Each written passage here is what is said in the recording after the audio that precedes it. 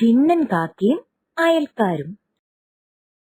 നിറയെ ചില്ലകളുള്ള മൂവാണ്ടൻ മാവിന്റെ ഏറ്റവും മുകളിലാണ് ചിന്നൻ കാക്കയുടെ കൂട്. അവിടെയായിരുന്നു ചിന്നൻ കാക്കയും മിന്നുക്കാക്കയും അവരുടെ കുഞ്ഞുങ്ങളും താമസിച്ചിരുന്നത്. ഒരു ദിവസം രാവിലെ കുഞ്ഞുങ്ങൾക്കുള്ള ആഹാരം തേടി ചിന്നൻ കാക്ക ദൂരേക്ക് പറന്നുപോയി.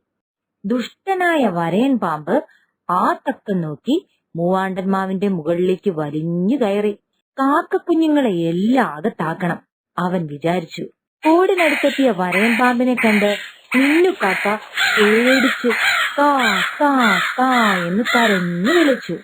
മിന്നുക്കാക്കയുടെ കരച്ചിൽ കേട്ട് അടുത്തുള്ള കൊന്നത്തെങ്ങിലെയും വരിക്കപ്ലാവിലെയും കാക്കകൾ പറന്നെത്തി.